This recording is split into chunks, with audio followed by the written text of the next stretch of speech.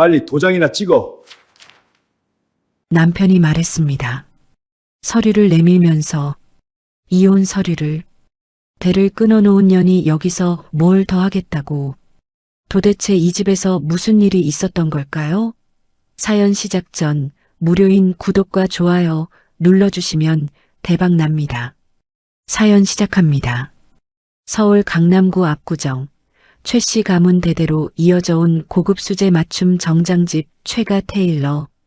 간판 하나에도 역사가 서려 있는 곳이었습니다. 일제시대 때부터 시작해 3대째 이어져 내려오는 집안의 자존심 같은 곳이었습니다. 하지만 현실은 냉혹했습니다. 심정연이 이 집에 며느리로 들어온 건 15년 전이었습니다. 당시 최가 테일러는 간판만 번지르르 할 뿐 안으로 들어가면 먼지가 쌓인 선반과 손님 없는 쇼룸만 덩그러니 남아있는 형편이었습니다. 월세도 제때 못 내는 형편이었고 직원이라고는 시어머니 방옥분 혼자뿐이었습니다. 심정연은 한복집 딸로 태어났습니다. 어릴 때부터 실과 바늘이 손에서 떠난 적이 없었습니다. 원단을 만지면 그 무게와 질감만으로 어느 나라 산인지 어느 계절용인지 알아맞히는 아이였습니다. 그 눈이, 그 손이 시어머니 방옥분의 눈에 든 것이었습니다. 처음에는 그랬습니다. 저애 데려오면 우리 가게 살겠는데. 방옥분이 아들 최병준에게 그렇게 말한 게 이 결혼의 시작이었다는 걸 심정연은 결혼하고 나서야 알았습니다. 새벽 5시면 일어났습니다. 원단을 고르고 패턴을 그리고 손님의 체형을 머릿속에 저장하고 한 땀 한 땀 바느질했습니다. 패션쇼를 보러 가는 대신 유튜브를 켜놓고 밤새 공부했습니다. 이탈리아 장인의 방식을 연구하고 영국 세빌로의 기법을 따라하고 거기에 한국인 체형에 맞는 실루엣을 접목했습니다. 처음 몇 년간은 시어머니의 등살이 이만저만이 아니었습니다. 내가 감히 내 방식을 바꿔? 이 집 전통이 몇 년인데. 어머니, 손님들 체형이 달라졌잖아요. 어깨선부터 다시 잡아야. 됐어. 내가 뭘 안다고. 심정연은 말을 멈췄습니다. 대신 손을 멈추지 않았습니다. 손님이 한 명이라도 오면 그 손님을 2명으로 만들었습니다. 2명이 오면 그 2명이 10명에게 입소문을 냈습니다. 고집스럽게 손으로만 박음질하고 한 벌에 40시간을 쏟아붓는 방식을 고집했습니다. 값이 나가더라도 입어보면 달랐습니다. 몸이 기억하는 옷이었습니다. 그렇게 5년이 지났을 때 최가 테일러의 대기자 명단은 석 달치가 넘어 있었습니다. 그렇게 10년이 지났을 때 강남에서 제일 비싼 자리로 매장을 이전했습니다. 그렇게 15년이 지났을 때 드디어 월 매출 10억을 찍었습니다. 그날 심정연은 직원들에게 조용히 이야기했습니다. 다들 수고 많았습니다. 오늘 저녁은 제가 쏩니다. 직원들이 환호성을 질렀습니다. 누군가는 눈물을 글썽이기도 했습니다. 그 눈물의 의미를 심정연은 알고 있었습니다. 함께 버텨온 세월이었습니다. 하지만 심정연의 얼굴에는 환한 웃음 대신 묘하게 가라앉은 무언가가 자리를 잡고 있었습니다. 이상하게도 기쁘지 않았습니다. 정확히는 기쁨보다 먼저 오는 것이 있었습니다. 예감이라고 해야 할까요? 오래 살아남은 사람이 갖게 되는 그 서늘한 감각. 너무 좋은 일 뒤에는 반드시 시험이 온다는 것을. 그 예감은 다음날 오전에 현실이 되었습니다. 문이 열렸습니다. 방옥분이 먼저 들어왔습니다. 고급 아줌마 복장. 색이 바랜 낡은 내복 위에 털 달린 점퍼를 걸쳐 입은 그 몸에서 값비싼 향수 냄새가 훅 밀려 들어왔습니다. 뒤따라 최병준이 들어왔습니다. 아내가 손수 지어준 남색 울 수트를 입고 있었습니다. 그 수트의 솔기를 심정연은 눈 감고도 알 수 있었습니다. 자신의 손가락이 지나간 흔적이었습니다. 그리고 그 뒤에 화사한 분홍색 원피스를 입은 여자가 있었습니다. 고미선, 32살, 한 손에 젖먹이 아이를 안고 있었습니다. 아이는 통통했고 눈이 컸습니다. 고미선이 그 아이를 일부러 앞으로 내밀듯 안았습니다. 직원들의 얼굴이 굳었습니다. 쇼룸 안에 있던 손님 2명이 분위기를 읽고 슬그머니 자리를 피했습니다. 심정연은 일어서지 않았습니다. 패턴지에 선을 긋던 손을 잠시 멈추고 천천히 고개를 들었습니다. 무슨 일로 오셨어요? 말이 아니라 선언이었습니다. 방옥분이 먼저 입을 열었습니다. 무슨 일? 아주 뻔뻔하기는. 가방에서 봉투 하나를 꺼냈습니다.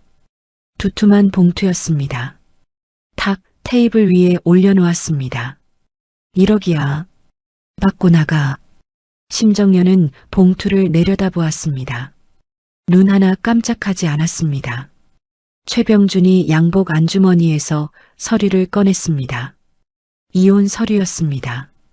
야, 이미 알고 있었잖아. 그가 말했습니다. 목소리에는 죄책감 대신 짜증이 배어 있었습니다. 미선이 애가 벌써 이렇게 컸어. 이제 정리할 때야. 심정연은 그를 바라보았습니다.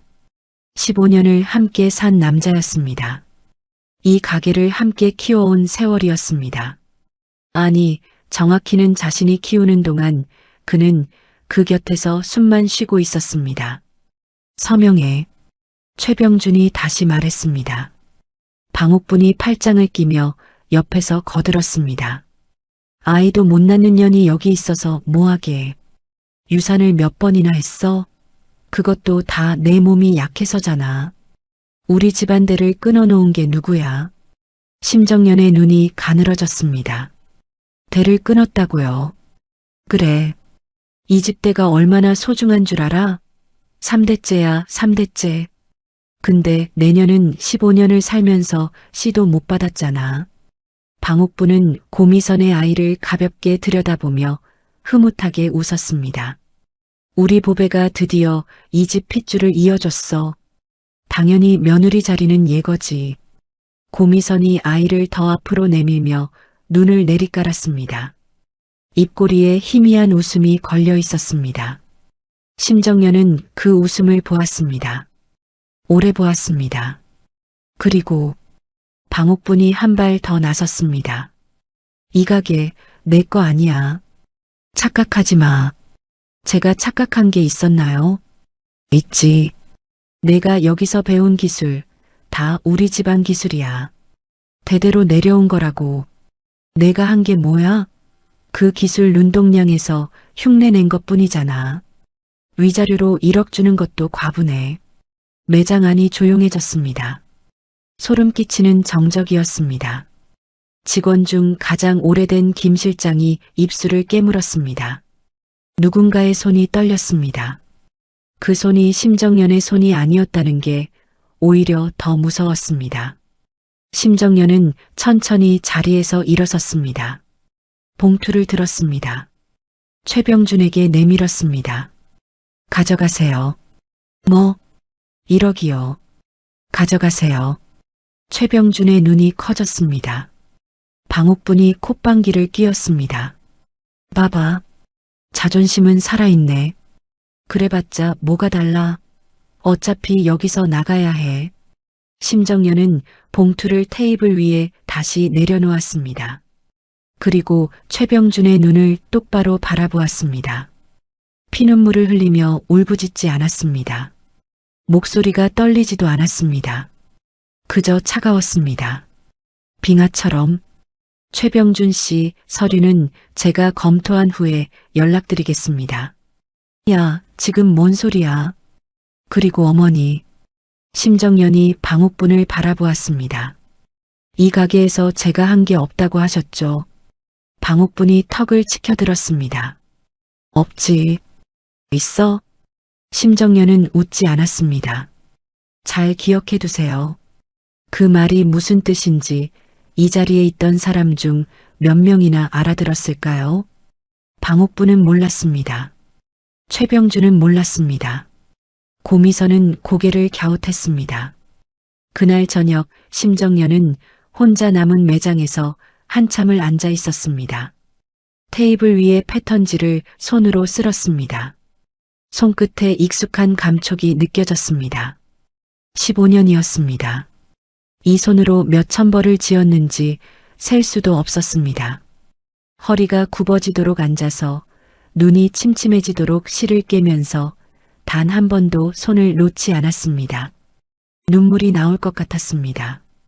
하지만 심정연은 눈물 대신 가위를 들었습니다. 아직 마감이 안 된 셔츠 칼라를 들고 마지막 한 땀을 마저 꿰맸습니다. 손님이 내일 찾으러 올 옷이었습니다. 어디서 쫓겨나든 무슨 소리를 듣든 손님의 옷은 완성해야 했습니다. 그게 장인의 도리였습니다. 다음 날 아침 심정연은 일찍 나왔습니다. 매장 문을 열기 전 쇼룸을 한 바퀴 돌았습니다. 손님들의 사이즈가 적힌 카드들이 서랍마다 빼곡했습니다. 이 손님은 왼쪽 어깨가 오른쪽보다 1.5cm 낮고 저 손님은 허리둘레가 계절마다 달라져서 여름 치수와 겨울 치수를 따로 관리했습니다. 15년치 기록이었습니다. 심정연은 서랍을 닫았습니다. 그 기록들을 가져가지 않았습니다. 자신이 만든 것이지만 이 매장에 속한 것이었습니다. 경계가 어디인지 심정연은 누구보다 정확히 알고 있었습니다. 대신 챙긴 건 따로 있었습니다. 오래된 나무 케이스 하나. 뚜껑을 열면 반질반질하게 다른 재봉 도구들이 줄지어 있었습니다. 줄자, 초크 펜슬, 손바느질용 바늘 세트, 특수 가위 2자루. 시어머니 방옥분에게 배운 것도 아니었습니다. 심정연이 한복집 어머니 무릎 아래서 처음 손에 쥔 것들이었습니다. 이것만은 의심할 여지 없이 자신의 것이었습니다. 김 실장이 먼저 와 있었습니다. 눈이 부어 있었습니다. 어젯밤 울었구나 싶었습니다. 대표님, 출근했어요? 저 같이 나갈게요. 심정연이 고개를 저었습니다. 김 실장은 여기 있어야 해요. 손님들 진행 중인 거 마무리해야 하잖아요. 그 사람들이 무슨 죄예요? 하지만 있어요. 짧게 말했습니다. 차갑지 않았습니다. 단단했습니다. 김 실장이 입술을 꾹 깨물었습니다.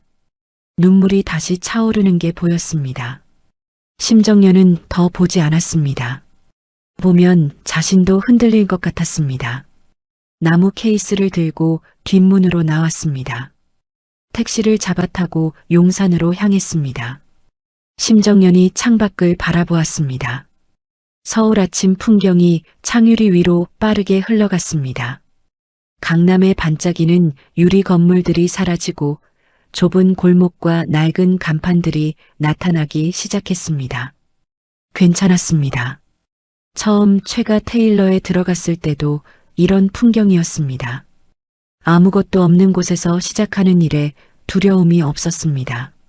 손이 있고 눈이 있고 15년을 버텨온 뼈가 있었습니다.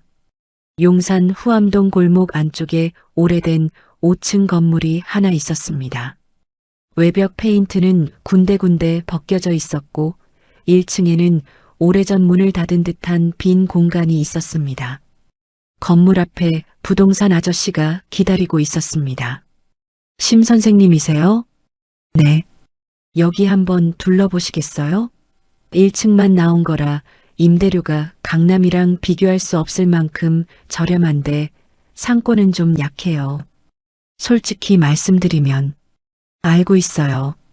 심정연이 안으로 들어갔습니다. 천장이 높았습니다. 낡았지만 뼈대가 좋았습니다. 창문으로 들어오는 빛의 각도를 확인했습니다. 원단색을 확인할 때 자연광이 중요했습니다. 합격이었습니다. 계약할게요. 부동산 아저씨가 눈을 깜짝 놀라며 바라보았습니다. 더 둘러보시고 결정하셔도 되는데요.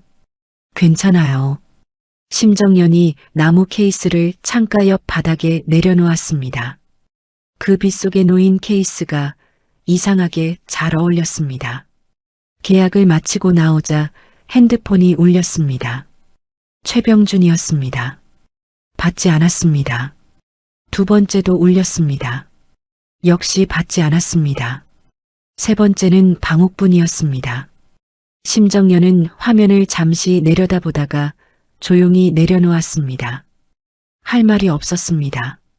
아직은 나중에 할 말이 생기면 그때 연락을 하겠지요. 변호사를 통해서 그날부터 시작이었습니다. 1층 공간을 혼자 정리했습니다. 걸레질도 직접 했습니다. 손이 거칠어지는 게 느껴졌습니다. 상관없었습니다. 바느질하는 손은 원래 거친 법이었습니다. 조명 하나를 창가 쪽에 달았습니다. 테이블 하나를 들여놓았습니다. 재봉틀은 가장 기본형 하나만 구입했습니다. 산업용 고급 재봉틀은 나중에 돈이 생기면 살 생각이었습니다.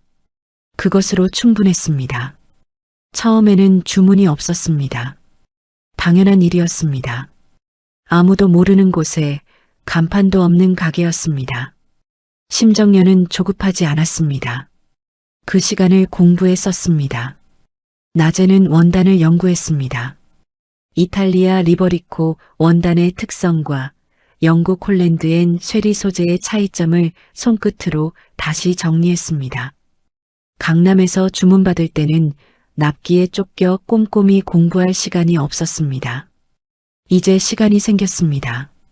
밤에는 패턴을 그렸습니다. 자신만의 방식으로 한국 남성 체형의 특성을 반영한 어깨선 설계를 다시 잡았습니다. 유럽 기성복 패턴을 그대로 가져오면 한국 사람에게 안 맞는다는 걸 15년 전 처음 깨달았고 그때부터 연구해 온 것들이 쌓여 있었습니다. 아무도 봐주지 않았지만 손을 멈추지 않았습니다. 한편 압구정 최가 테일러. 방옥부는 기분이 좋았습니다. 아주 좋았습니다. 직원들을 불러 모아놓고 선언했습니다. 이제부터 내가 직접 지휘한다. 심정연 없어도 이 가게는 멀쩡히 돌아가. 알겠어? 직원들이 서로 눈치를 봤습니다. 방옥분이 눈살을 찌푸렸습니다. 왜들 그래? 월급 더 줄 거야. 사람 2명 더 뽑을 거야. 오히려 좋은 거 아니야?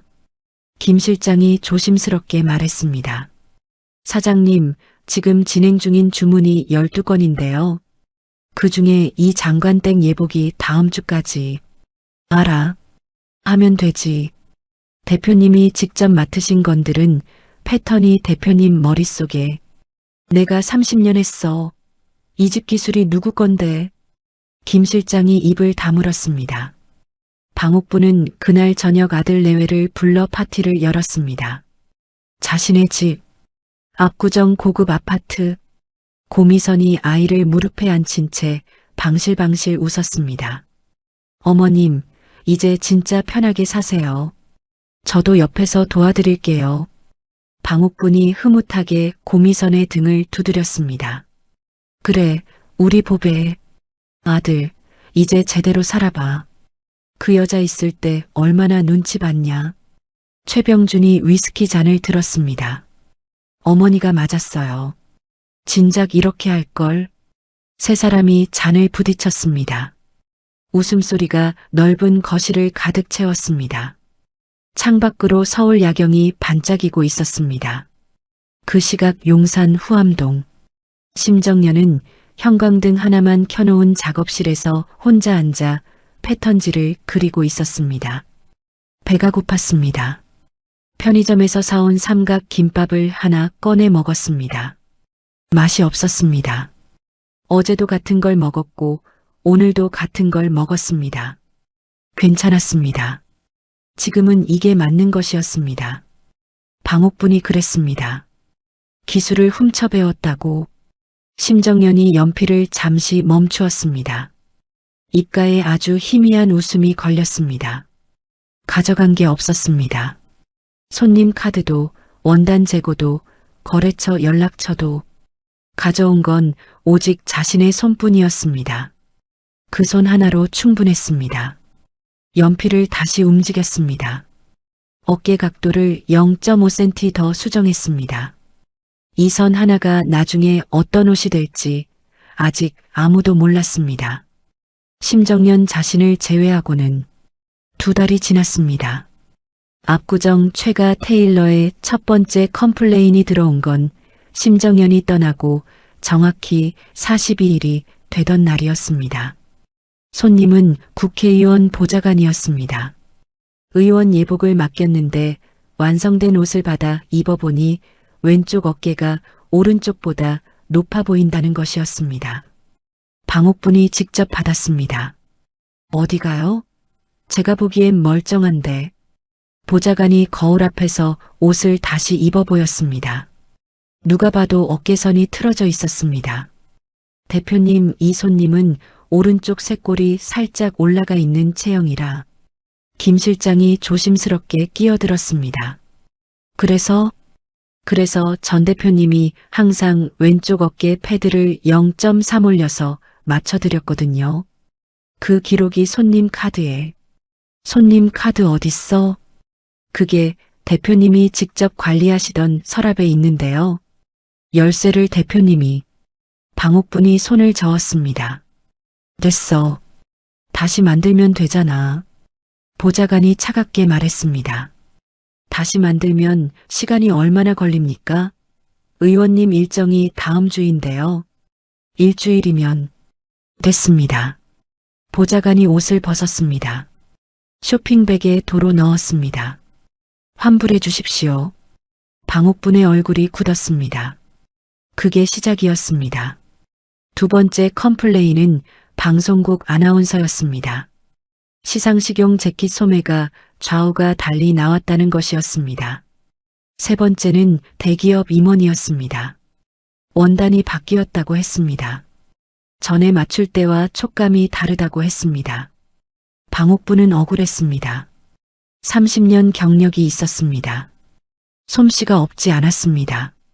문제는 경력이 30년이어도 지난 10년간 손에서 놓고 있었다는 것이었습니다. 심정연이 모든 걸 하는 동안 방옥분은 앉아서 돈을 세고 있었습니다.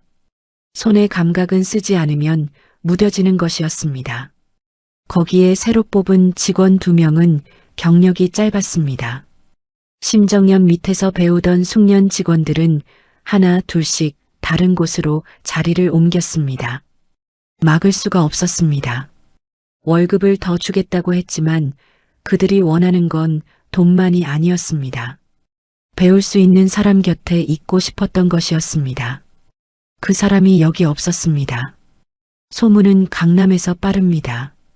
1명이 실망하면 10명이 압니다. 10명이 알면 100명이 돌아섭니다. 석 달이 지나자 예약이 절반으로 줄었습니다. 5달이 지나자 절반의 절반이 됐습니다. 한때 석 달치 대기가 넘쳤던 매장에 이제는 한 주에 손님이 손에 꼽혔습니다. 임대료는 그대로였습니다. 강남 한복판 임대료가 줄어들 리 없었습니다. 직원 월급날이 되면 방옥분은 통장을 들여다보다 한숨을 내쉬었습니다. 최병준에게 전화했습니다. 야, 이번 달 운영비 좀 넣어줘야 할 것 같다. 어머니, 저도 요즘 좀 빠듯해요. 뭐? 빠듯하긴 왜 빠듯해? 미선이 육아비도 있고 이것저것 들어가는 게 많아서요. 방옥분이 뒷목을 잡았습니다. 그년 때문에 돈이 나간다는 소리야, 지금? 어머니, 그런 말씀하지 마세요. 전화가 끊겼습니다. 방옥분은 한참 천장을 바라보았습니다. 말도 안 된다고 생각했습니다. 월 매출 10억을 찍던 매장이었습니다. 그 여자 하나 내보냈다고 이렇게 될 리가 없었습니다. 그럴 리가 없었습니다. 한편 용산 후암동 심정연의 작업실에 처음으로 손님이 찾아온 건 이사한 지 넉 달이 지났을 무렵이었습니다. 유튜버였습니다. 구독자 50만 명짜리 패션 채널을 운영하는 35살 남자였습니다. 직접 발품을 팔아 장인을 찾아다니는 콘텐츠를 만드는 사람이었습니다. 후암동 골목을 걷다가 우연히 켜진 불빛과 창문 너머로 보이는 패턴지들을 발견하고 들어왔습니다. 혹시 맞춤 정장하세요? 합니다. 얼마예요? 심정연이 말했습니다. 체형 보고 말씀드려요. 일단 앉으세요. 그가 앉았습니다. 심정연이 줄자를 들었습니다. 어깨, 가슴, 허리, 등 길이, 소매, 목둘레. 측정하면서 동시에 그의 체형을 읽었습니다. 오른쪽 어깨가 왼쪽보다 살짝 앞으로 나와 있었습니다. 장시간 컴퓨터를 하는 사람 특유의 자세였습니다. 목이 짧은 편이라 칼라 높이를 낮춰야 했습니다. 아무 말하지 않았습니다. 메모만 했습니다. 사흘 후 연락드리겠다고 했습니다. 그가 돌아갔습니다. 사흘 후 완성된 재킷을 입어본 그 유튜버는 5분 동안 말을 하지 않았습니다. 거울 앞에서 이 각도 저 각도를 보았습니다. 팔을 올려보고 앞으로 숙여보고 뒤를 돌아보았습니다. 어떻게 알았어요? 뭐요? 내 오른쪽 어깨가 앞으로 나와 있다는 거요. 병원에서도 그 얘기를 들었는데 옷에서 이게 보정이 되는 건 처음이에요. 심정연이 짧게 말했습니다. 눈으로 보이면 손으로 맞추는 거예요. 그가 거울을 한 번 더 바라보았습니다. 그리고 핸드폰을 꺼냈습니다. 촬영해도 될까요? 영상이 올라간 건 그 주 토요일이었습니다. 제목은 이랬습니다. 서울에서 가장 비밀스러운 맞춤 정장집을 찾았습니다. 영상 안에서 그는 아무것도 과장하지 않았습니다. 낡은 건물, 형광등 하나, 재봉틀 하나, 그리고 줄자를 든 여자 하나. 그 여자가 만든 옷을 입고 거울 앞에 서는 자신의 모습만 보여줬습니다. 어깨가 교정됩니다. 이 옷을 입으면 그것으로 충분했습니다. 사흘 만에 조회수 20만이 넘었습니다. 심정연의 핸드폰이 울리기 시작했습니다. 예약 문의였습니다. 하루에 30통이 넘었습니다. 심정연은 천천히 예약 명단을 만들었습니다. 한 달에 받을 수 있는 주문수를 정했습니다. 욕심 부리지 않았습니다. 10벌을 받으면 10벌을 완벽하게 하는 것이 먼저였습니다. 소문은 유튜브 밖으로 번졌습니다. 한 달이 지나자 패션 매거진 기자가 찾아왔습니다. 2달이 지나자 드라마 의상팀에서 연락이 왔습니다. 석 달이 지나자 재벌가 비서실에서 전화가 왔습니다. 저희 회장님께서 직접 방문하고 싶다고 하십니다. 조한성 회장이었습니다. 국내 굴지의 그룹 창업주. 나이 70. 백발의 정정한 노신사. 그가 명품 캐시미어 코트에 중절모를 쓰고 후암동 골목을 걸어 들어온 날 동네 사람들이 수군거렸습니다. 저 어르신 누구야? 심정연이 맞이했습니다. 오시느라 불편하지 않으셨어요? 아닙니다. 좋은 장인을 만나러 가는 길이 불편한 법이 없지요. 그가 작업실을 천천히 둘러보았습니다. 낡은 벽, 오래된 재봉틀, 창가에 쌓인 원단들. 그러다 시선이 패턴지 위에 멈췄습니다. 이 선이 뭔가요? 이번에 새로 개발 중인 재킷 어깨선이에요. 한국 남성 체형에 맞게 다시 설계하고 있습니다. 독학이에요? 15년 현장이요. 조한성이 고개를 끄덕였습니다. 그 고개 끄덕임이 어떤 의미인지 심정연은 그때는 몰랐습니다. 조한성 회장의 수트가 완성된 날, 그는 옷을 입고 한참을 거울 앞에 서 있었습니다. 심 선생, 네. 이 옷은 몇 살을 입어도 될 것 같소? 심정연이 말했습니다. 체형에 맞으면 나이를 안 탑니다. 조한성이 옷깃을 한번 쓸었습니다. 내 주변에 좋은 옷 입고 싶어하는 사람이 많소? 감사합니다. 그 사람들한테 소개시켜줘도 되겠소? 심정연이 잠시 생각했습니다. 예약이 좀 밀려 있어서 금방은 못 받을 수도 있어요. 조한성이 빙긋 웃었습니다. 기다리게 하면 됩니다. 좋은 옷은 기다릴 가치가 있으니까. 그 후였습니다. 입소문이 달랐습니다. 재벌이 다니는 데라는 말 한마디가 강남 어느 명품 광고보다 힘이 셌습니다. 시상식 시즌이 되자 배우들과 가수들의 소속사에서 연락이 왔습니다. 경제지 기자가 찾아왔습니다. SNS에는 후암동 골목 사진이 올라오기 시작했습니다. 빈티지한 건물, 오래된 간판, 그리고 그 안에서 만들어지는 옷들. 그 조합이 오히려 브랜드가 되었습니다. 대기가 생겼습니다. 한 달, 두 달, 석 달. 더 넓은 공간이 필요해졌습니다. 심정연이 건물주를 찾아갔습니다. 건물 전체를 쓸 수 있을까요? 건물주가 놀란 눈으로 바라보았습니다. 전체요? 5층 전체를? 네. 그리고 혹시 건물 매입도 가능한지요? 2년이 지났습니다. 후암동 5층 건물은 이제 전층이 심정연의 것이었습니다. 1층은 상담실과 원단 쇼룸, 2층은 제작실, 3층은 피팅룸과 완성 보관실, 4층은 직원 교육실, 5층은 심정연의 개인 작업실, 그리고 주변 건물 세 채를 더 사들였습니다.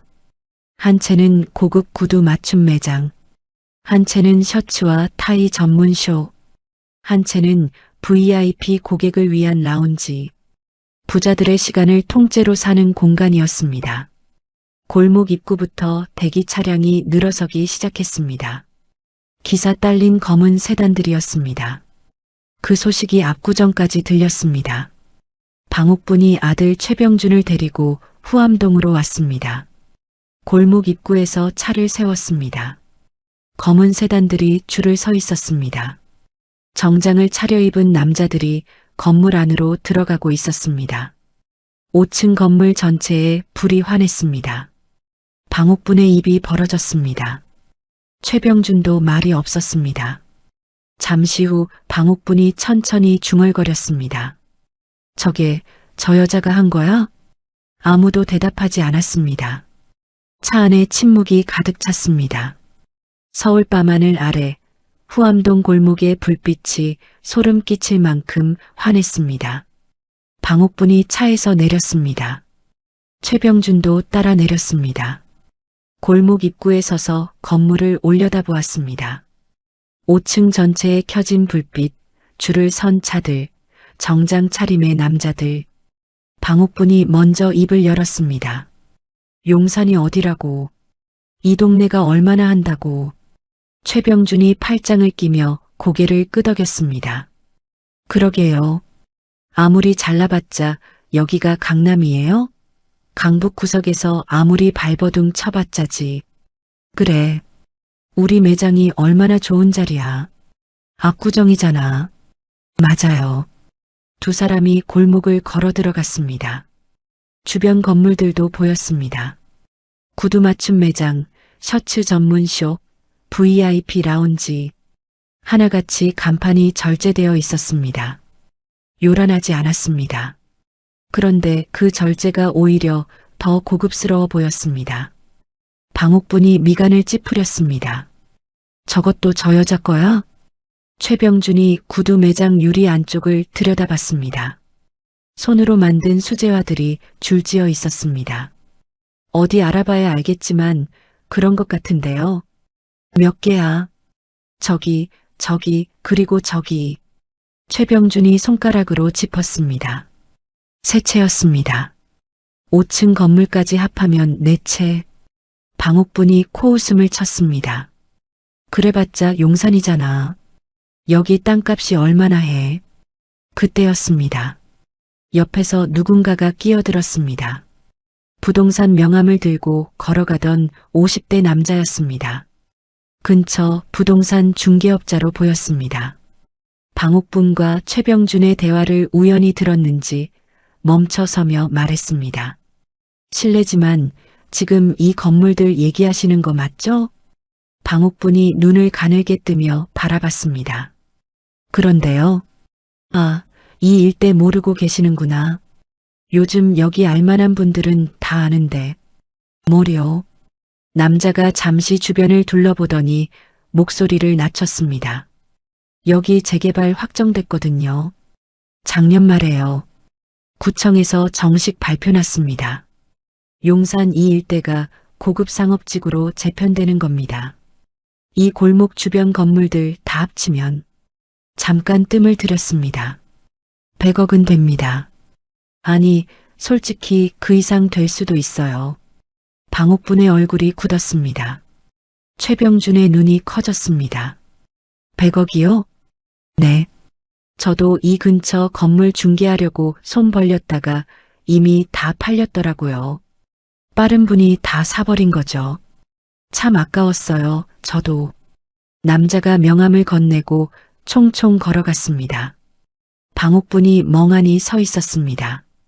최병준이 명함을 들여다보다가 건물들을 다시 올려다봤습니다.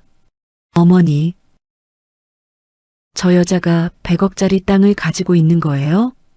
방옥분의 눈에 뭔가가 타올랐습니다. 시뻘겋고 뜨거운 것이었습니다. 질투가 아니었습니다. 분노였습니다. 아니, 그보다 더 깊은 것이었습니다. 납득이 안 된다는 감정이었습니다. 말이 안 됩니다. 저 여자가 자신에게서 뭔가를 빼돌린 것이 아니라면 이게 어떻게 가능하냐는 것이었습니다. 빈손으로 나간 며느리가 2년 만에 100억짜리 건물주가 되는 일은 방옥분의 세계에서 있을 수 없는 일이었습니다. 들어가자. 방옥분이 발걸음을 옮겼습니다. 최병준이 따라갔습니다. 건물 1층 상담실. 직원이 두 사람을 막았습니다. 예약하셨나요? 방옥분이 어깨를 폈습니다. 예약? 심정연 나오라고 해요. 나 그 여자 시어머니야. 직원이 잠시 당황한 표정을 지었다가 안으로 들어가 연락을 취했습니다. 잠시 후 심정연이 내려왔습니다.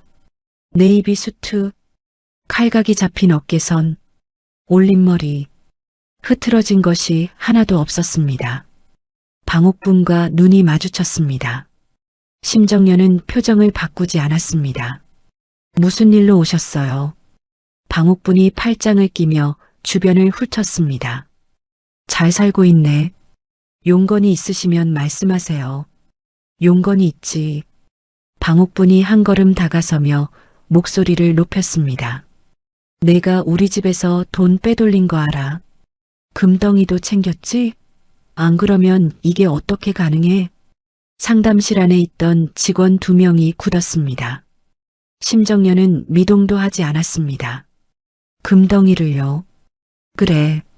우리 집 금고에 있던 거 내가 나가면서 챙겼잖아. 없어졌거든. 최병준이 옆에서 덧붙였습니다.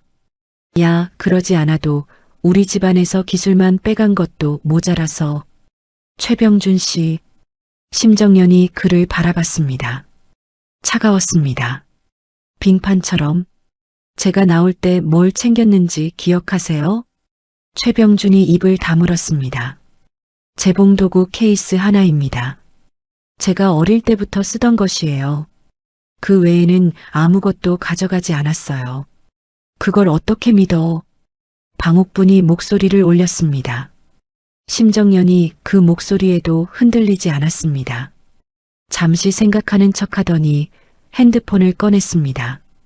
번호 하나를 눌렀습니다.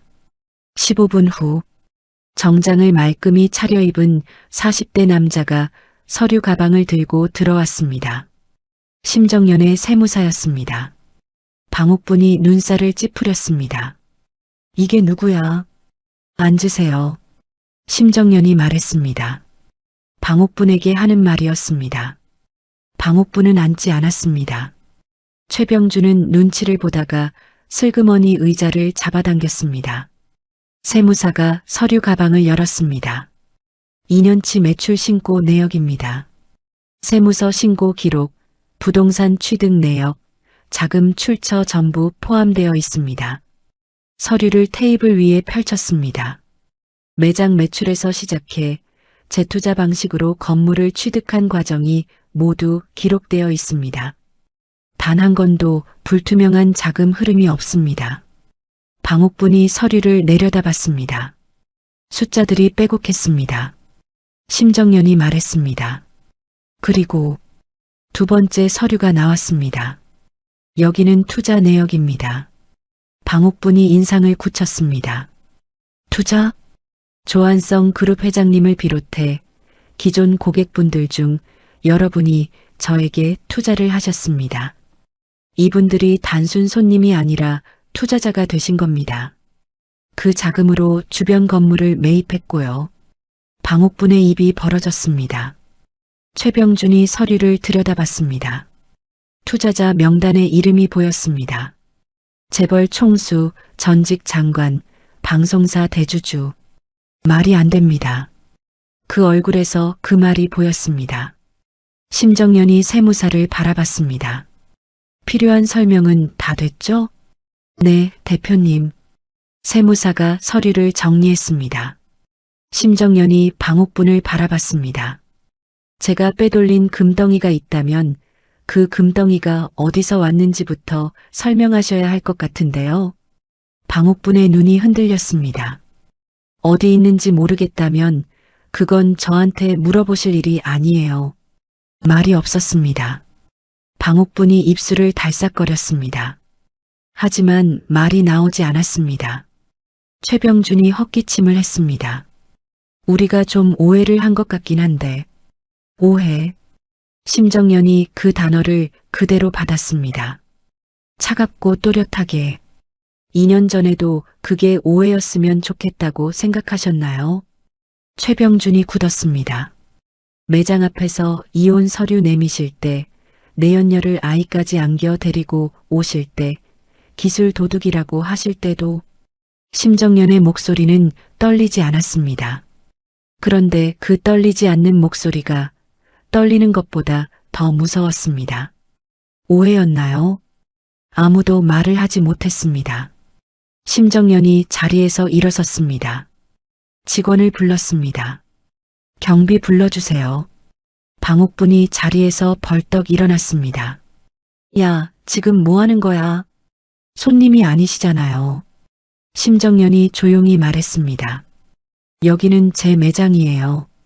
저한테 볼 일 없으신 분들이 계실 자리가 없습니다. 경비가 들어왔습니다. 건장한 남자였습니다. 방옥분이 눈에 불을 켰습니다. 야, 이 가게 처음에 누가 키운 줄 알아? 내가 30년이야, 30년. 내년이 한 게 뭔데? 나가주세요. 심정연이 경비에게 눈짓했습니다. 방옥분이 최병준의 팔을 잡으며 입에서 독한 말들을 쏟아냈습니다. 경비가 정중하지만 단호하게 두 사람을 밖으로 안내했습니다. 문이 닫혔습니다. 상담실이 조용해졌습니다. 심정연이 자리에 앉았습니다. 세무사가 걱정스럽게 바라봤습니다. 괜찮으세요, 대표님? 네. 짧게 대답했습니다. 서류를 다시 손에 들었습니다. 다음 손님 채용 기록이 있는 파일이었습니다. 손이 떨리지 않았습니다. 이상하게도 담담했습니다. 오히려 이제야 뭔가가 정리되는 느낌이었습니다. 저 두 사람이 어떤 사람인지를 2년 동안 잊고 지냈습니다. 바쁘게 살다 보니 잊혀졌습니다. 오늘 다시 봤습니다. 갱생이 없는 사람들이었습니다. 이혼한 것이 잘한 일이라는 것이 오늘 다시 한번 확인됐습니다. 심정연이 파일을 펼쳤습니다. 내일 오전 첫 번째 예약 손님은 어깨가 넓고 허리가 짧은 체형이었습니다. 재킷 뒷기장을 어떻게 처리할지 이미 머릿속에 그림이 그려져 있었습니다. 할 일이 있었습니다. 그것으로 충분했습니다. 골목 밖으로 나온 방옥분과 최병준은 한동안 말이 없었습니다. 차에 올라탔습니다. 방옥분이 창밖을 바라봤습니다. 골목 안쪽으로 검은 세단 한 대가 다시 들어가는 게 보였습니다. 심정연의 매장으로 향하는 차였습니다. 방옥분이 핸드백을 꽉 쥐었습니다. 생각이 복잡했습니다. 금덩이가 없어졌다는 건 사실이었습니다. 하지만 심정연이 가져갔다는 증거는 없었습니다. 아까 그 세무사가 꺼내놓은 서류들을 보면 저 여자는 빈손으로 나가서 빈손으로 일어선 게 맞았습니다. 그렇다면 금덩이는 어디에 있는 것일까요? 방옥분의 눈이 가늘어졌습니다. 떠오르는 얼굴이 있었습니다. 아직은 그 얼굴을 의심하고 싶지 않았습니다. 아직은. 최병준이 시동을 걸었습니다. 차가 골목을 빠져나갔습니다. 후암동 불빛이 100m 안에서 멀어졌습니다. 그 불빛이 작아지는 게 아니라 더 환해 보이는 것 같았습니다. 방옥부는 끝까지 그쪽을 바라보지 않았습니다. 방옥부는 며칠을 끙끙거렸습니다. 잠을 제대로 못 잤습니다. 압구정 매장 매출은 바닥을 기고 있었고 임대료 고지서는 어김없이 날아왔습니다. 최병준은 고미선 육아비에 돈을 쏟아붓고 있었고 모자라면 어머니한테 손을 벌렸습니다.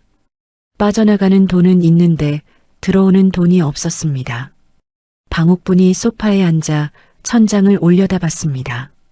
심정연, 저 여자한테서 돈을 뽑아낼 방법이 없을까? 정면으로 붙었다가는 안 됩니다. 아까 그 세무사가 꺼내놓은 서류 묶음을 보면서 방옥분도 알았습니다. 저 여자는 빈틈이 없었습니다. 그렇다면 옆으로 치고 들어가야 했습니다. 방옥분이 핸드폰을 들었습니다.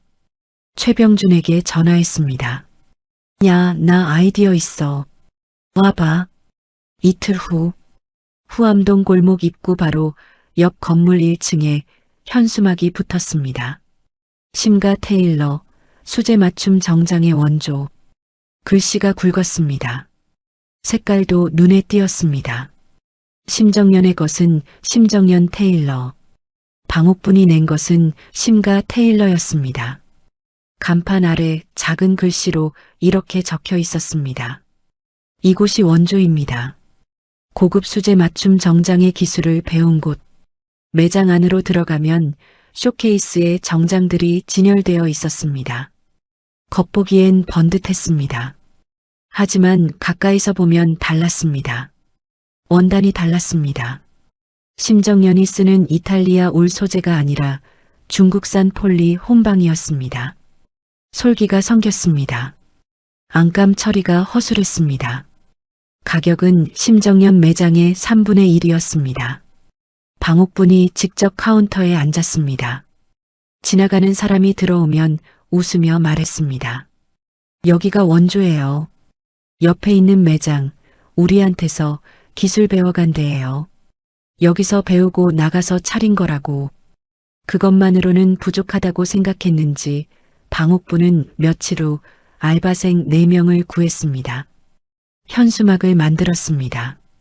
시어머니를 버리고 기술을 훔쳐 사업을 차린 폐륜 며느리. 시어머니 굶겨 죽이는 불효 며느리 심정연을 규탄한다.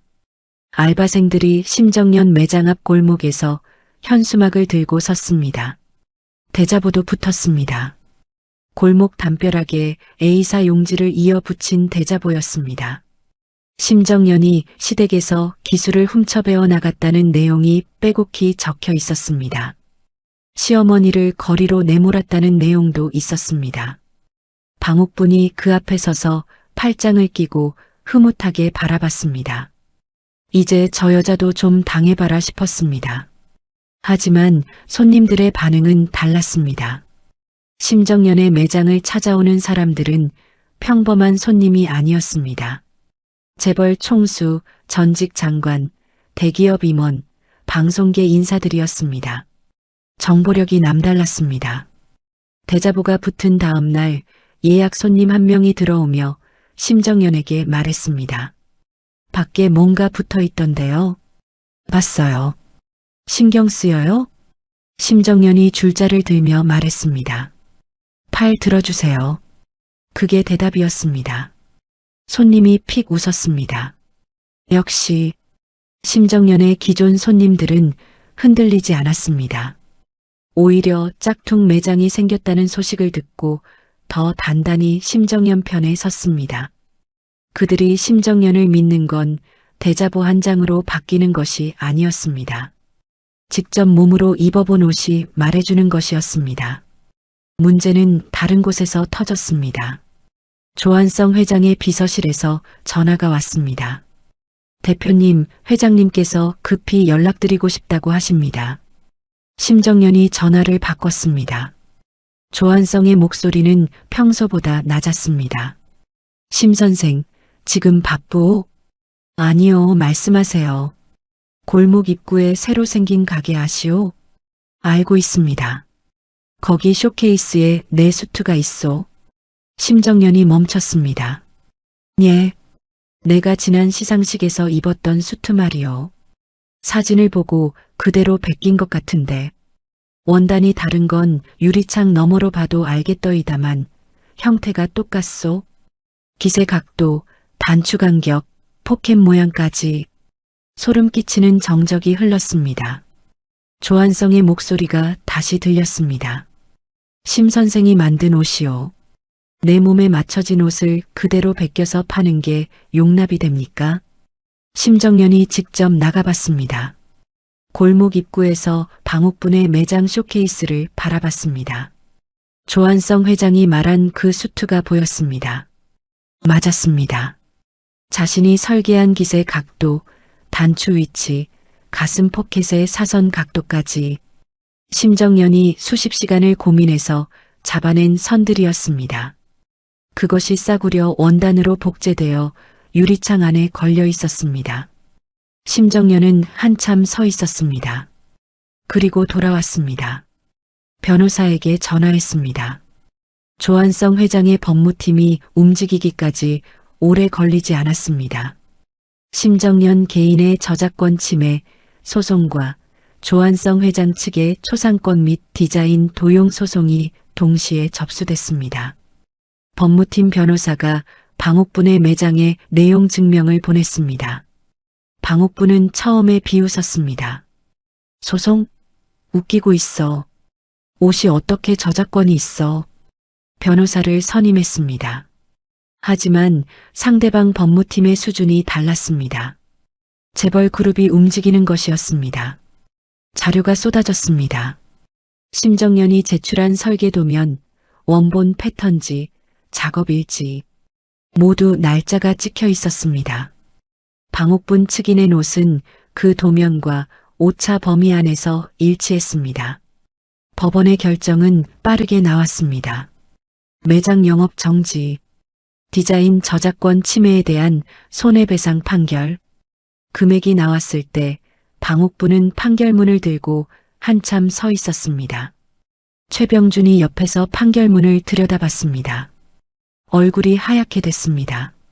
어머니, 이거 어떻게 마련해요? 배상금이었습니다. 짝퉁 매장 운영 기간 동안의 매출 손실, 브랜드 이미지 피해, 조한성 회장 측 디자인 도용까지 합산된 금액이었습니다. 방옥분이 입술을 씹었습니다. 팔면 되지. 뭐려? 압구정 매장. 거기 권리금이라도. 어머니, 그 매장도 지금 보증금이랑 밀린 임대료 빼면 별로 안 남아요. 방옥분이 눈을 감았습니다. 압구정 매장이 먼저 정리됐습니다. 권리금은 없었습니다. 이미 소문이 나 있었습니다. 심정연이 떠난 뒤 매출이 바닥을 쳤다는 것, 컴플레인이 쌓였다는 것을 업계 사람들은 다 알았습니다. 살 사람이 없었습니다. 결국 임대 계약을 해지하는 것으로 끝났습니다. 권리금 한 푼 건지지 못했습니다. 그 다음은 아파트였습니다. 압구정 고급 아파트, 방옥분이 30년 살아온 집이었습니다. 담보대출을 최대로 끌어다 썼고 배상금의 대출 상환까지 합치면 남는 것이 없었습니다. 경매가 시작됐습니다. 방옥분이 짐을 쌌습니다. 오래된 살림들이었습니다. 이걸 가져갈까, 저걸 버릴까? 고급 도자기 세트, 외제 냄비, 명품 스카프. 최병준은 보이지 않았습니다. 고미선이 아이 때문에 바빠서 도와줄 수 없다고 했습니다. 방옥분이 혼자 박스를 날랐습니다. 허리가 아팠습니다. 무릎이 아팠습니다. 68살이었습니다. 짐 정리를 하다가 오래된 장롱 안쪽을 열었습니다. 깊숙이 밀어 넣어둔 보자기가 있었습니다. 꺼냈습니다. 보자기를 펼쳤습니다. 텅 비어 있었습니다. 방옥분이 보자기를 들고 한참 서 있었습니다. 금괴를 넣어둔 보자기였습니다. 10억 원어치 금이었습니다. 몇 달 전까지만 해도 여기 있었습니다. 분명히 있었습니다. 손으로 직접 만져봤습니다. 없었습니다. 보자기만 남아 있었습니다. 방옥분의 손이 떨렸습니다. 기억을 더듬었습니다. 언제였지? 마지막으로 확인한 게 언제였지? 고미선이 금 얘기를 꺼낸 것이 몇 달 전이었습니다. 요즘 금 테크가 대세라고 했습니다. 일본 쪽 연결된 사람이 있는데 국내보다 비싸게 팔 수 있다고 했습니다. 환치기 형식으로 처리하면 세금도 아낄 수 있다고 했습니다. 그때 방옥분이 잠시 망설였던 것이 기억났습니다. 그리고 고미선을 믿었습니다. 우리 보배니까, 아들이 사랑하는 여자니까, 손자 낳아준 여자니까 믿었습니다. 핸드폰을 들었습니다. 고미선에게 전화했습니다. 신호가 갔습니다. 받지 않았습니다. 다시 걸었습니다. 역시 받지 않았습니다. 문자를 보냈습니다. 금 어떻게 됐어? 빨리 연락해. 읽음 표시가 뜨지 않았습니다. 최병준에게 전화했습니다. 야, 미선이가 전화를 안 받아. 어머니, 저도 연락이 잘 안 되던데요. 금 어디 있어? 무슨 소리예요, 갑자기. 내 장롱에 있던 금괴가 없어졌다고. 최병준의 목소리가 조용해졌습니다. 어머니, 그거 미선이한테 맡기셨잖아요. 어머니가 직접. 그래서 미선이한테 물어보는 거잖아. 저도 요즘 연락이 잘 안 돼요. 한번 직접 집에 가보세요. 방옥분이 벌써 코트를 집어들고 있었습니다. 고미선 집으로 달려갔습니다. 초인종을 눌렀습니다. 아무도 나오지 않았습니다. 문을 두드렸습니다. 역시 아무 반응이 없었습니다. 경비에게 물었습니다. 저기, 이 집 사시는 분이 혹시 나가셨나요?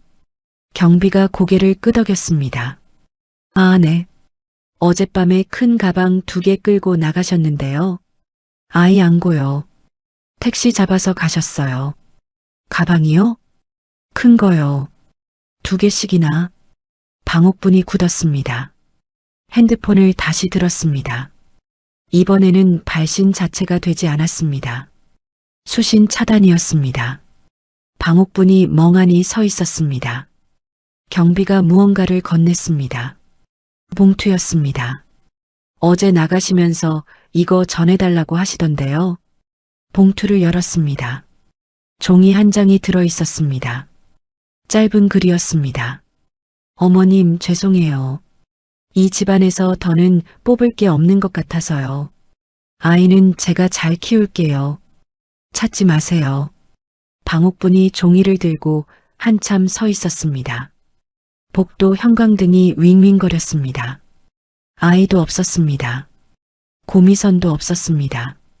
그리고 금괴도 없었습니다. 나중에 알게 된 사실이었습니다.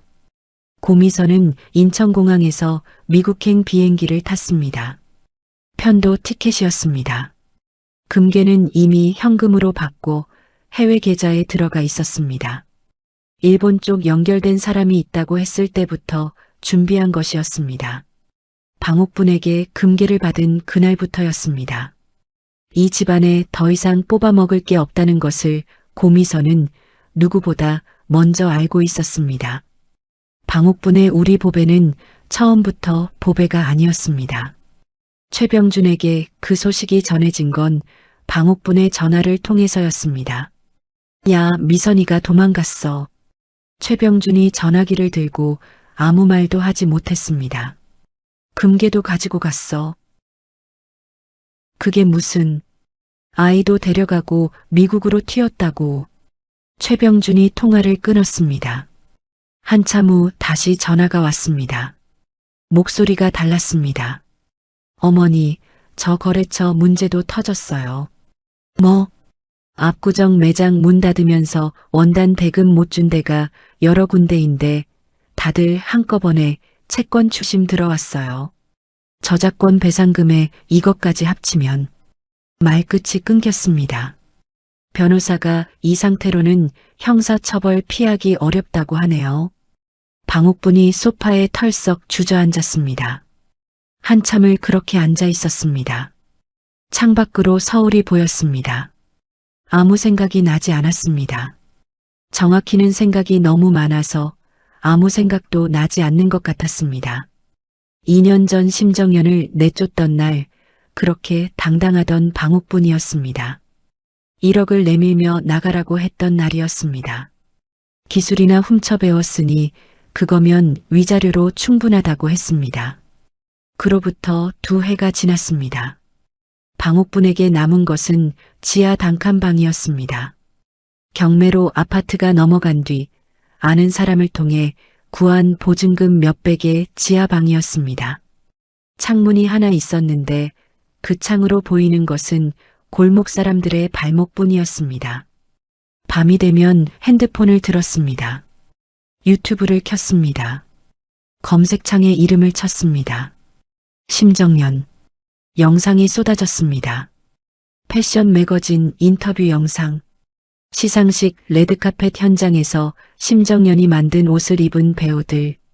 조한성 그룹과의 브랜드 파트너십 발표 기사. 해외 패션 PD들이 소개하는 한국 장인 특집. 방옥분이 화면을 바라봤습니다. 심정연이 인터뷰하는 영상이었습니다. 질문이 들렸습니다. 여기까지 오시는데 가장 힘들었던 게 뭔가요? 심정연이 잠시 생각하는 표정을 지었습니다. 그리고 말했습니다. 처음에 혼자였을 때요. 하지만 그게 오히려 가장 자유로운 시간이기도 했어요. 방옥분이 화면을 껐습니다. 핸드폰을 내려놓았습니다. 천장을 바라봤습니다. 최병준이 구속된 건 그로부터 2달 뒤였습니다. 저작권 침해와 거래처, 대금 사기 혐의였습니다. 방옥분이 유치장 면회를 갔습니다. 유리창 너머로 아들 얼굴을 봤습니다. 푸른색 수영복이었습니다. 한때 며느리 심정연이 손으로 지어준 고급 정장을 입고 다니던 아들이었습니다. 방옥분이 말했습니다. 밥은 먹고 있냐? 최병준이 고개를 끄덕였습니다. 어머니는요? 나는 괜찮아. 괜찮지 않았습니다. 2 사람 다 알고 있었습니다. 하지만 할 말이 없었습니다. 면회 시간이 끝났습니다. 방옥분이 지하방으로 돌아오는 길 걸음을 멈췄습니다. 발이 향하는 곳이 따로 있었습니다. 버스를 탔습니다. 용산 후암동이었습니다. 골목 입구에 섰습니다. 예전에 짝퉁 매장을 냈던 자리는 이제 깔끔하게 비어 있었습니다. 영업 정지 딱지가 붙어 있던 자리였습니다. 심정연의 건물들은 여전히 불이 환했습니다. 저녁이었는데도 검은 세단이 한 대 골목으로 들어가고 있었습니다. 방옥분이 심정연의 건물 앞에 섰습니다. 들어갔습니다. 1층 직원이 고개를 들었습니다. 예약하셨나요? 대표님 좀 불러주세요. 성함이 방옥분이에요. 직원의 표정이 굳었습니다. 잠시 안으로 들어갔다가 나왔습니다. 잠시만 기다려주세요. 심정연이 내려왔습니다. 네이비 수트, 칼각 잡힌 어깨선, 올린 머리, 조금도 달라진 게 없었습니다. 방옥분이 심정연을 바라봤습니다. 그리고 무릎을 꿇었습니다. 직원들이 놀랐습니다. 심정연은 표정을 바꾸지 않았습니다. 방옥분의 목소리가 떨렸습니다. 잘못했다. 말이 어렵게 나왔습니다.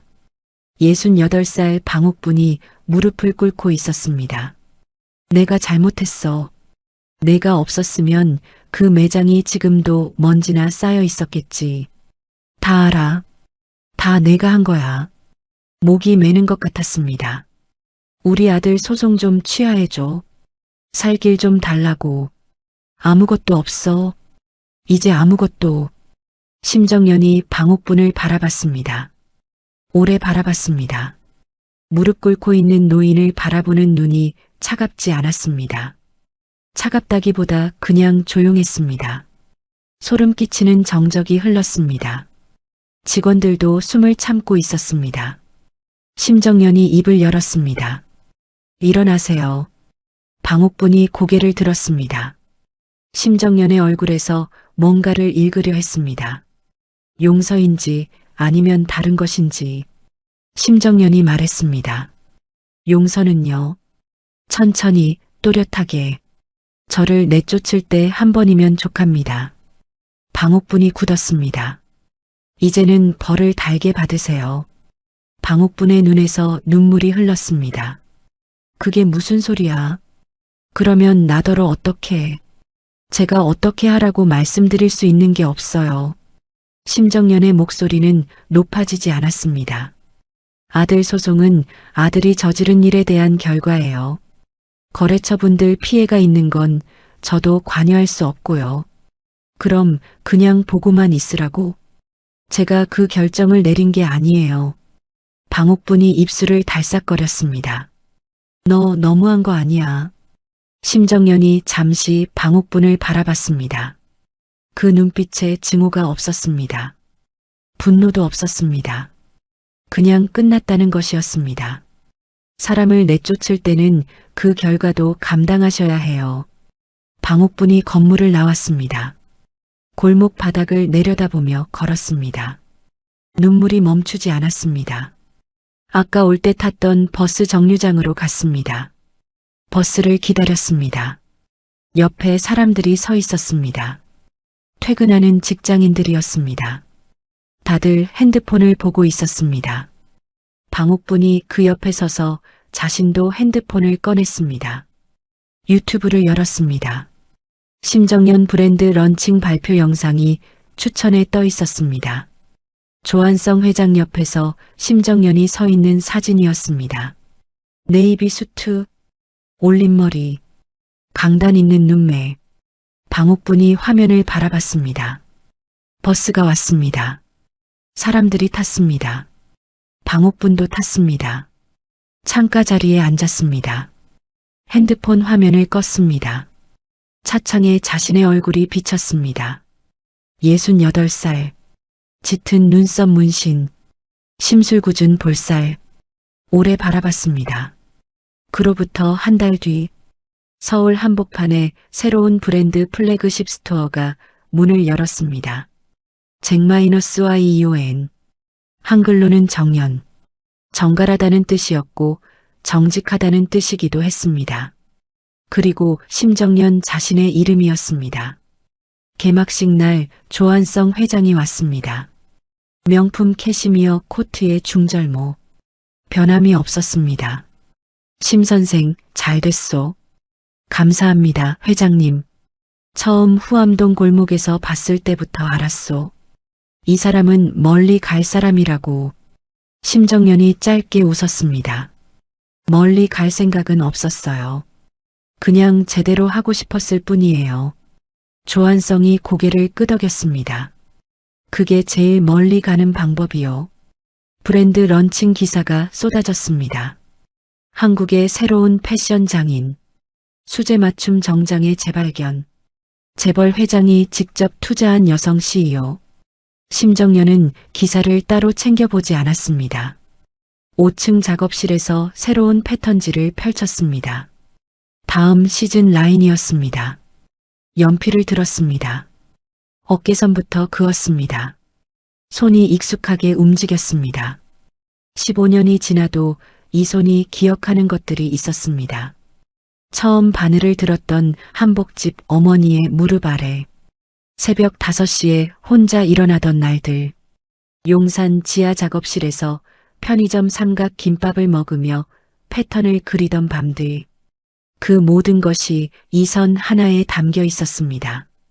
심정연이 그 선을 끝까지 그었습니다. 한편 지하 단칸방. 방옥분이 누워 있었습니다. 창문 너머로 골목 사람들의 발목이 보였습니다.